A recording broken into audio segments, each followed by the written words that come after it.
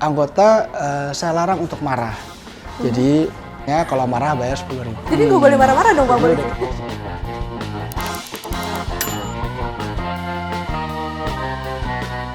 Jumpa lagi di program Tagline. Kali ini kita akan berbincang ringan terkait peran Polisi Metro Depok di tengah potensi drama-drama Kamtibmas di wilayah hukum Polres Metro Depok. Mungkin kalau dramanya drama Korea masih enak ditonton ya, tapi kalau dramanya drama kejahatan tentu tidak sedap dipandang dan didengar. Pak Kapolres, Bapak kan sudah cukup lama ya mengenal warga Depok dan wilayahnya. Apakah masyarakat Depok ini sudah cukup nyaman dengan kondusivitas di wilayah hukum Polres Metro Depok?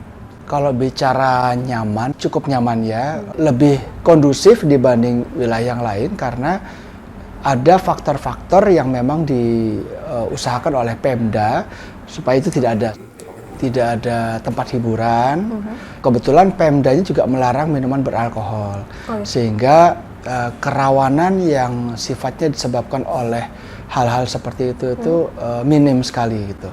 Ada juga mungkin kerawanan lain seperti kenakalan remaja itu ada, atau mungkin kejahatan-kejahatan seperti pencurian kendaraan bermotor itu ada, tetapi minim sekali gitu.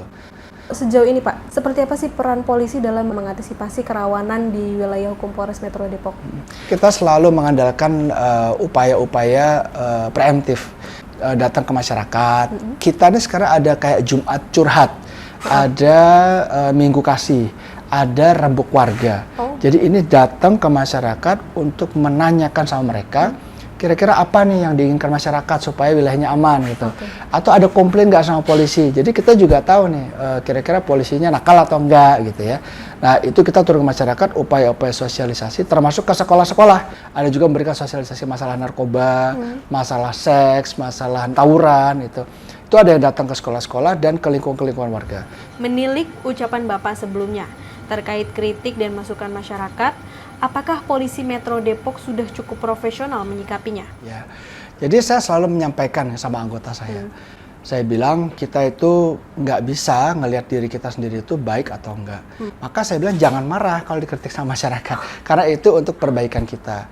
Kalau kita nilai diri kita selalu baik, maka kita nggak akan pernah bisa mendengarkan masyarakat. Nah, saya bilang gitu sama anggota. Saya larang untuk marah. Jadi setelah masuk di sini ya, jadi kita ada program kalau marah itu bayar 10.000. Jadi nggak boleh marah-marah dong Pak Jadi Polisi? udah kita siapin kotaknya, kalau marah bayar 10.000. Saya paham polisi ini banyak permasalahannya, entah di rumah, entah di jalan, entah di tugasnya. Tekanan juga cukup tinggi, masyarakat pengennya ini, itu, segala macam. Tetapi kita sebagai abdi masyarakat tuh nggak boleh kita menyanyiakan masyarakat yang datang. Saya kasih contoh gini, orang yang datang ke kantor polisi itu pasti ada orang bermasalah. Entah dia nggak punya SIM, nggak punya SKCK, atau mungkin dia mau melaporkan sesuatu. Nah, ketika dia punya masalah, dia mau datang ke kantor polisi juga takut tuh. Ngeliat bajunya coklat-coklat, ya kan? Dia ngumpulin nyali berkali-kali untuk datang. Begitu dia udah ngumpulin nyalinya, begitu datang, dicuekin sama polisi, polisinya galak. Itu namanya polisinya kurang ajar itu namanya, gitu kan? Nah, jadi saya sampaikan, jangan sia-siakan orang yang udah percaya sama kita untuk melapor ke kita, terus dengan menyuekin mereka atau memperlakukan mereka dengan tidak baik, atau mungkin malah melecehkan gitu ya. Itu nggak boleh. Dan kalau mereka menyampaikan kritik dan saran, yang dikritik polisi bukan pribadi. Jadi jangan marah.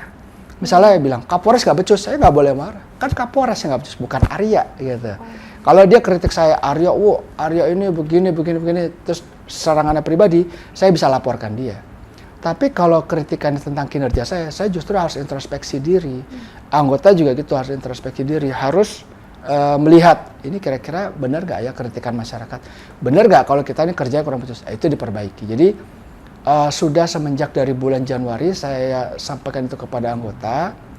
Banyak sekali kritikan yang masuk dan alhamdulillah udah banyak perbaikan sehingga situasi semakin aman, alhamdulillah begitu. Apakah kenakalan remaja ini dipicu dari media sosial? Saya sampaikan sama anggota kita dengan patroli cybernya, kalau ada konten seperti itu tangkap saya. Kenapa? Karena